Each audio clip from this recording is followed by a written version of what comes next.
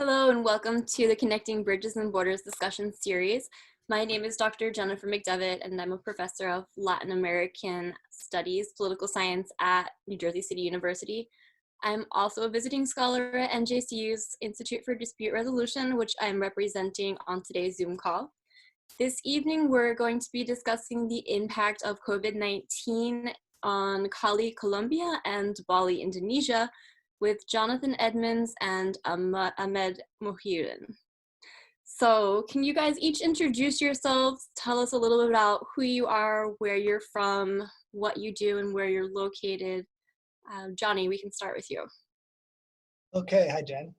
My name is Jonathan Edmonds. I'm a Canadian citizen from Toronto, Ontario. I've been living in Cali, Colombia for 6 years now.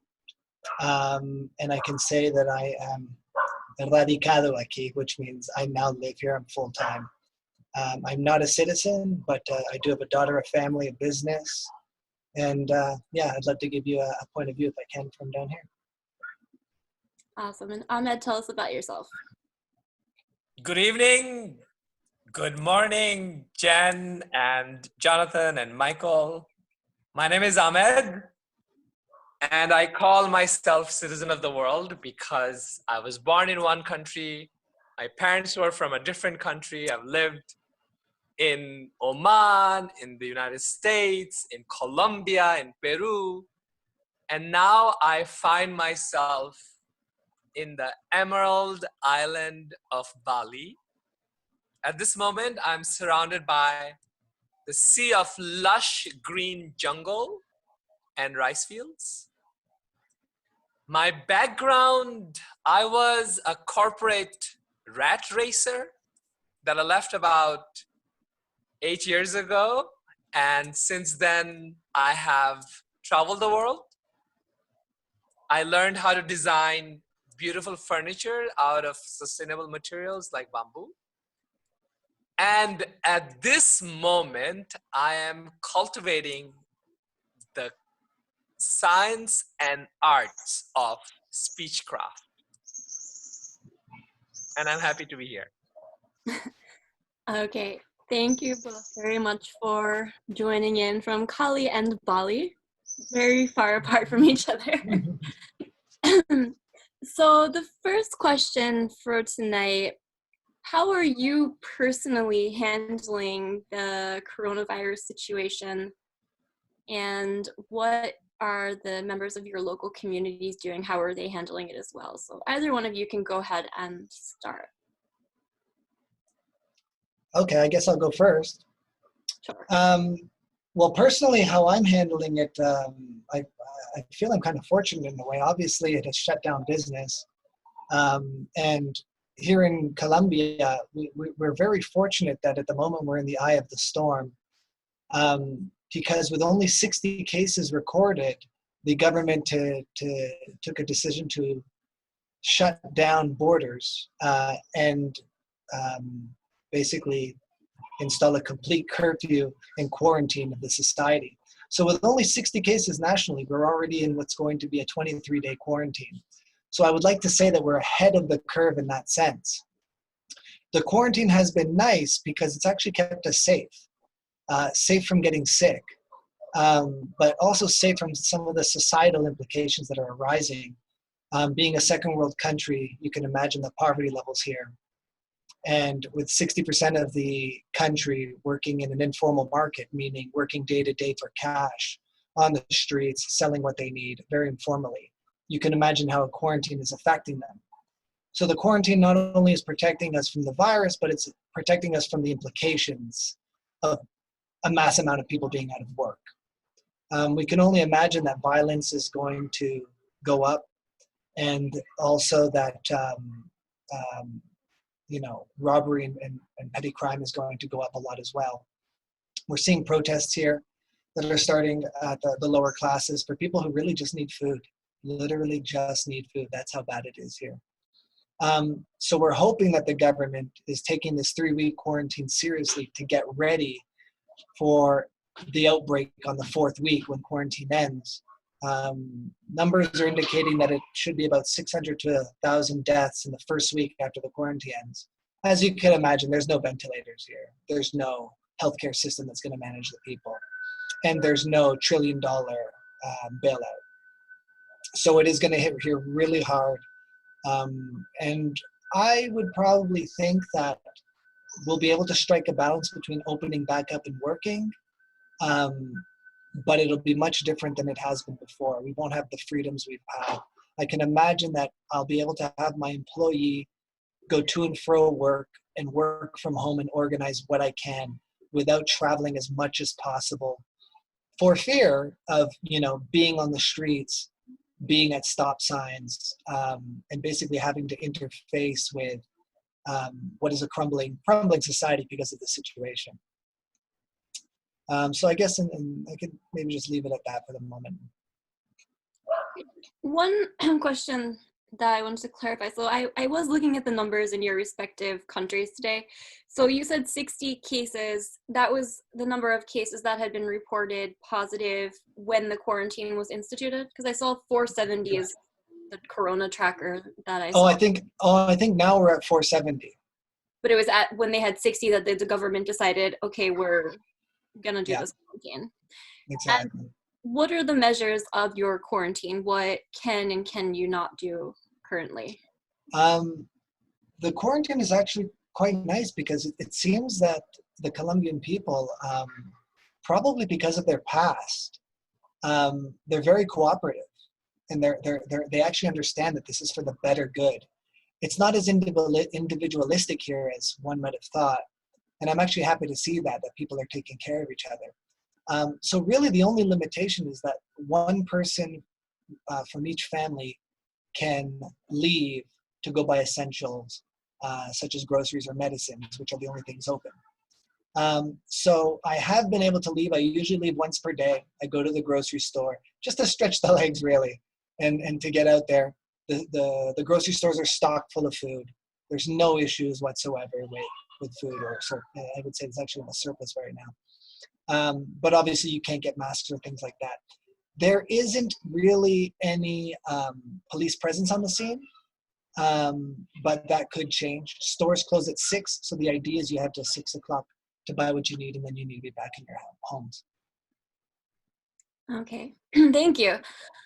Let's shift over to Bali. Ahmed, so I can repeat those questions for you. It's been a couple of minutes. But how are you personally handling the situation, and how are people in your local community handling it as well? I have a very zen attitude about this, because this invisible virus is actually something that we can't do a whole lot about in terms of, as an individual citizen, I can only quarantine myself. At least that's what I think at this very moment.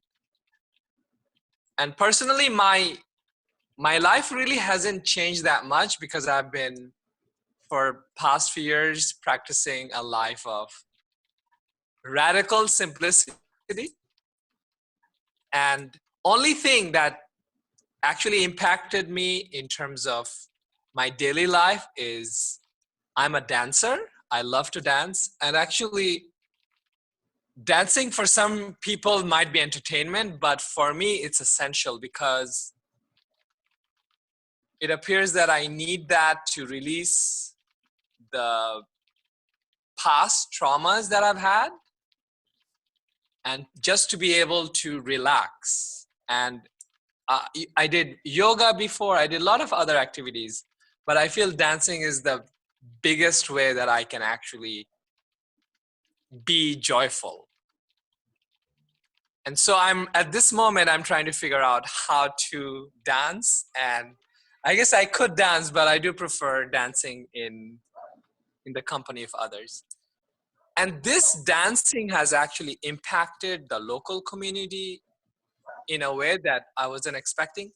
One very interesting set of facts is that there's, in the kind of dancing I do, which is salsa, which Cali is the capital of, is that there are many more women dancers than men. So many women here hire local guys to dance with them. And these are professional local dancers. So because of that, I am imagining that many of these professional dancers can no longer work. And then the places, the venues, these small restaurants, they also cannot open because of this, as well as some of the bands that play, and that is their only means of livelihood. But on the other hand, Bali is a very unusual place. Unusual meaning they have still hung on to their traditions. So family structure is strong and multiple generations live within the same compound. Also, most people own their own land. Even they might be out of work, but it appears they may not be out of food. So that is something going on with Bali. But in terms of a bigger country, which is Indonesia, that Bali is part of, Indonesia is a country of about 260 million people. And I haven't been watching a lot of news or tracking a lot of information in terms of what's happening, but I am part of the dance group, and per WhatsApp, I get some information. It appears that Indonesia has not instituted any testing regimen that is worth its salt. As you can imagine, it would require a massive testing procedure and systems for them to actually know how many people have been impacted. And I do have a little bit of fear as to how it might express itself at a later time, even though the numbers are pretty muted at this moment. Okay, and has Indonesia implemented any kind of quarantine? You mentioned that a lot of businesses are closed, the livelihoods of people within dancing and music and the arts are impacted, but are there any official measures that have been implemented by the government? What I read was they have incentivized health workers. They're going to continue to pay them. But other than that, I have not heard any assistance from the government to all of these businesses. So Bali is a very tourism heavy region. Right now I live in a place where they have about 9 large, you could say, apartments or villas. At this moment, 6 of them are empty. And the owner is a teacher whose school is closed. So he's paid by the government. And his daughter, who also has a master's in mathematics. And because of tourism, instead of pursuing her field in teaching mathematics or some other organization, she is now taking care of the tourism business for her dad. And in a way, tourism has been a blessing for Balinese, but in other ways, it has been a curse, because right in front of my eyes, I'm seeing, have you guys heard of this Joni Mitchell song where they're paved paradise to put up a parking lot? Yes. And that is what I'm seeing. The rivers are polluted, and also the culture is being polluted by imported cultures. So there is a positive side to this as well as a negative side. I guess we have to take it all in as a whole. So it would be safe to say that tourism has been adversely impacted as a result of the virus. Yes, absolutely. Because Indonesia is Bali, for example, when most people come to Bali, they get visa on arrival, and they have canceled that provision. Now people have to get an Indonesian visa prior to coming to the country, which is a long process, which I think will discourage a lot of people from coming. And the very fact that Indonesia does not have a very strong healthcare system will also discourage a lot of people. A friend of mine who is an architect here, she actually is from the US. She just got laid off. And she is also kind of scared if she gets sick, what will happen. So her parents who live in Connecticut are trying to convince her to leave Bali at this moment. But she loves living here so much that she is afraid that her life might become a bit more miserable by moving to the States. So yeah, to answer your question, it has definitely negatively impacted the tourism business. But I think tourism business, for all its economical benefits, is probably infecting the local culture way worse than virus will ever do. Okay, thank you. And Jonathan, let's just kind of spring back to that same idea. How has tourism been impacted in Cali as a result of the virus? Oh, well, Jen, as you know, having visited here, about 2 years ago, the city of Cali was taken off of several registries for safety concerns and was actually suggested and promoted as a place to invest. So right away, what I've seen in the past 2-3 years is an abundance of tourists. As you know, Colombia can be very touristic, especially in the north, but usually those tourists don't make it down to the south. And now we were seeing an abundance of all types of tourists, young and older tourists that require, they spend a little bit more money. They require different types of vacation stays, and they add another dynamic to tourism. And yeah, I mean, that has totally been quashed. I would say there's no tourists here right now. Everybody's gone home, and it's adversely affected the economy. And it's unfortunate because it was doing so well. One of the very interesting things about Colombia is the past 3 years, we've had another problem, another huge issue with Venezuelan immigrants and refugees coming into the country. And I'm talking millions coming into Colombia, coming into Peru, Ecuador. And it never actually created an issue in the labor market because the Colombian economy has been growing. It's actually growing at about 3% a year, which is kind of unheard of in today's market, where you have Canada growing at 1.2%, 3%, the States growing at 1.5%. So you have Colombia flying at 3%, and that was able to absorb the Venezuelan immigration.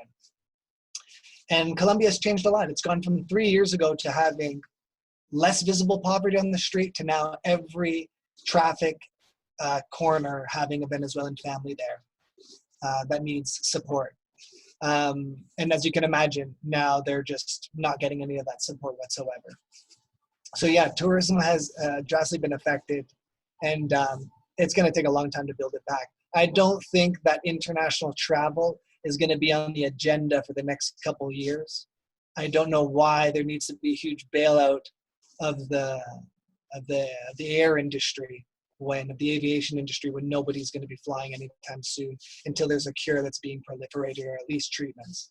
So that's that's how it is right now with tourism.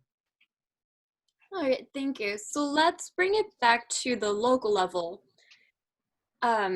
How might local businesses, including your own businesses, both of you, how have they been impacted in the last few weeks? Or when did you start feeling the impacts? For us, it was, we're what, about 7 days into the quarantine. The government did a really cheeky thing, but it was very smart of them.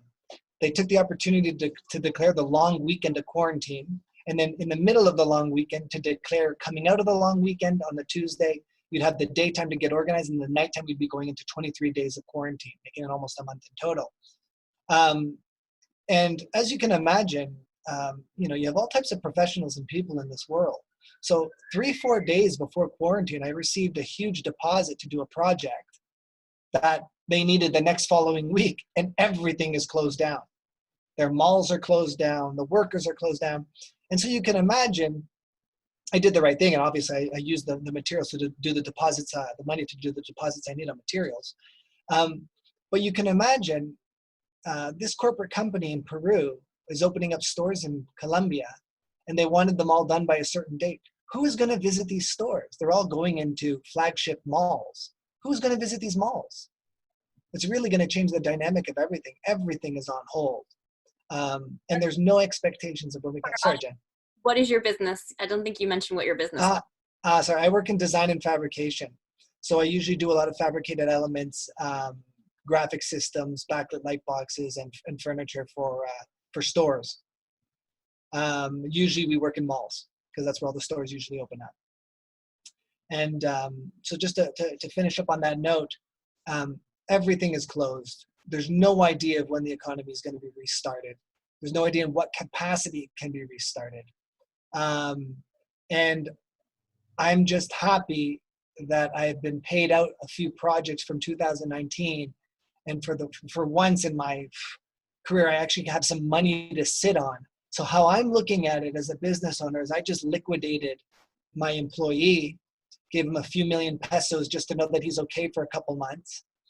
And basically with the money I have, I think I can last maybe 5-6 months in full quarantine while things go back to not normal, or the new normal, let's just say. But yeah, it's going to be a tough go, and I'm in a privileged position right now. Not many other people can do that. All right. Ahmed, can you tell us a little bit about how your and or other small businesses have been affected? Well, my source of livelihood is actually from a house that I have in the US. And I have renters there. So one of the renter drives Uber, and he has another job that has been shut down. So he's worried how he's going to pay for rent. Even though he doesn't pay rent, I will be okay, is because I've been very fortunate to have savings that will carry me through for a long time. So I am, like Johnny, in a very privileged position. But in terms of small business, like where I'm staying, this is a small business. This guy has 9 different houses that he rents out. But because of the coronavirus, he cannot rent them out. And he had, in anticipation of growth of the tourism business, he's actually building a lot more houses. And those houses are being built on business loans. I am not sure how he's going to be paying his loans with the cash flow he has at this very moment. I have another Indonesian friend who has a tiny little restaurant about 20 minutes from where I live. He used to work in cruise ships, and his English is very, very good. So we became friends, and he tells me about what's going on. And he has 4 employees in that restaurant that he's paying right now out of his own pocket, even though there's no customers, no one eating in the restaurant. On top of that, he had bought a little piece of land for him to build a little house for himself. And he has to pay a mortgage on that.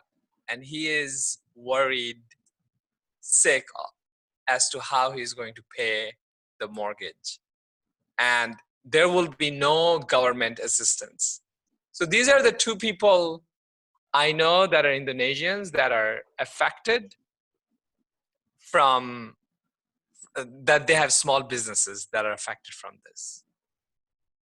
All right, thank you. So can you guys tell me a little bit about how the schools have been impacted? I imagine in Cali they're closed down with the quarantine. I'm not sure if any of the schools are opening Bali, but what has the impact been on the children in each of your areas? Okay, well, every time I talk to my parents about what's happening here, friends back home, I think people back home in the first world, because they're fast paced and how they are, they're not willing to accept that a shift is happening. And this virus is kind of taking off the tablecloth and revealing the table. There's a shift happening pre and post virus. And everything's going to change. How people work is changing. How we're communicating right now is changing. How education is changing. How travel is going to change. How people are going to invest money is going to change. I think there's going to be more of an emphasis on saving money for rainy day instead of just spending on what you need. And in terms of education, I have my young daughter at a preschool here with her cousin who is here as well. And they're both doing classes online. They're being told to do their assignments. They're using the Zoom to do this. They're finding a way to do it. They're meeting their classmates online twice a day through Zoom and doing it. And we talk about changing everything, and I don't want to get too deep. I don't want to drag this on too much, but there's an opportunity here for everything to change. You're looking at a conservative guy who has always been telling his environmental wife that we can never get off oil. It just can't happen overnight. And here I am saying, we can get off oil now. This is the catalyst. Everything is dead. There's no business. There's no oil needs. There's no purchasing. There's no consumerism. There's no, you can fill up your car for $25 of gasoline now, where 2 weeks ago it cost you $60, and you have nowhere to go. So there's really opportunities here to change, and education is going to be one of them.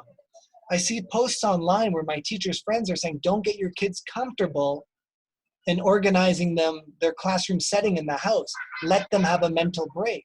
And I say, well, in a crisis, it's good to keep people, kids, everybody in line and keep them on a target so that they keep their minds busy and not wandering.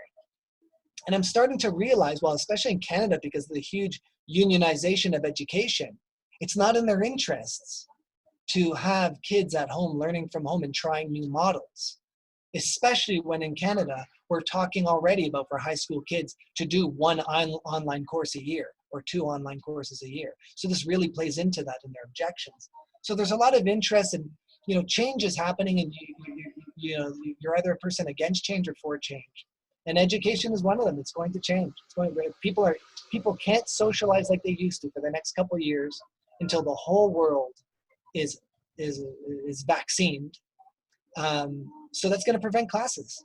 That's going to prevent classroom meetings, going to concerts, everything like that, unless we want an epidemic that comes back every 3 months, goes down, comes back, goes down. So I think, education is going to change. And what you're seeing here is that kids are just doing their best from at home, and teachers are doing their best from at home.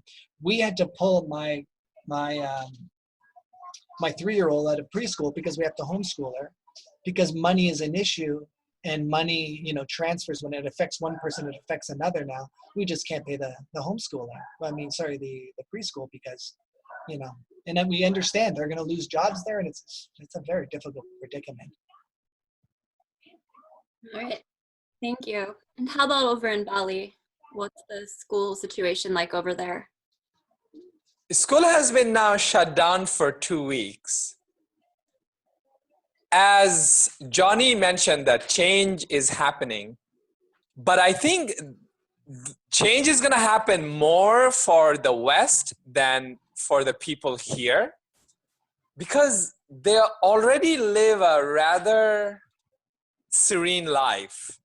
Because people aren't really I don't see students as worried about homework and school as what I see my nephews in New York, for example. but as I said, it's different for Western people or even Japanese people. I have a friend who is from Japan. She has 3 kids and they are at home with her now, and she's worried about their school, what's going to happen, that they're losing all this time.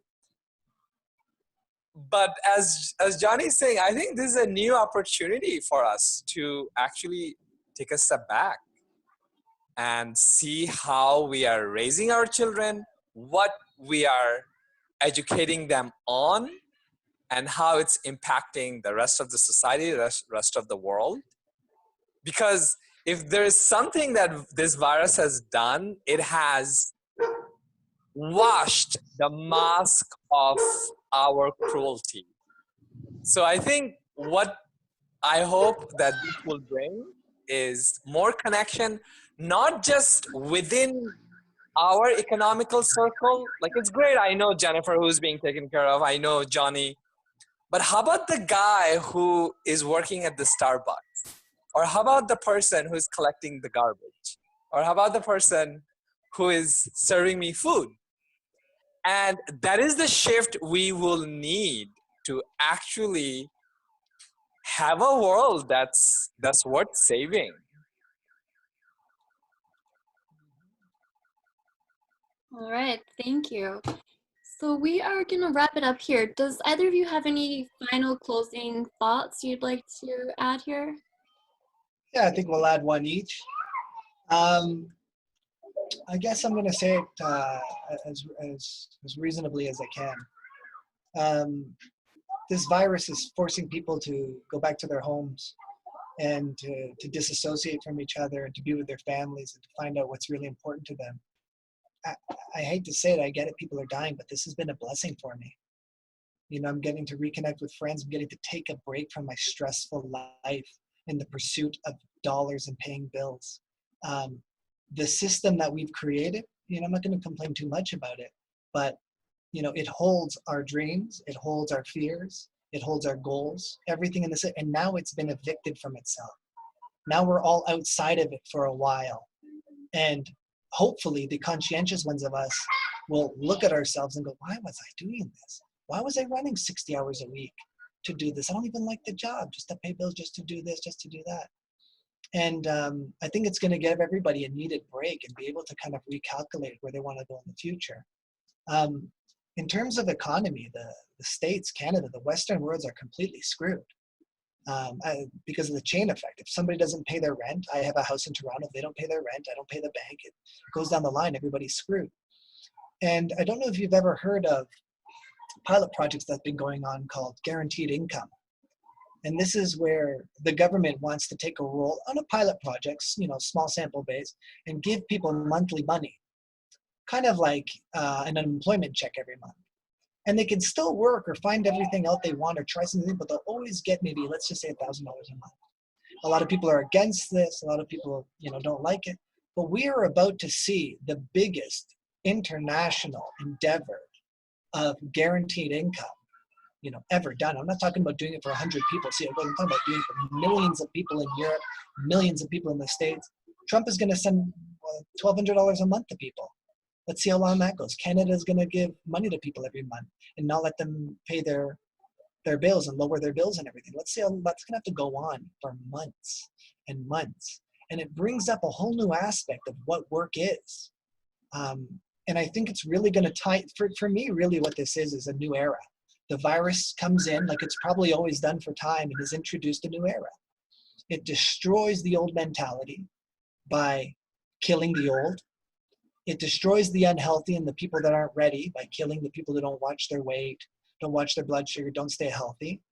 And it's going to allow that mentality to die off and go into this new era, and hopefully with a bigger conscientiousness of how we want to do things. And labor, because of this virus, I could see how labor is totally going to change along with AI, where artificial intelligence in the next 10 years, coupled with the virus, is really going to change how people work.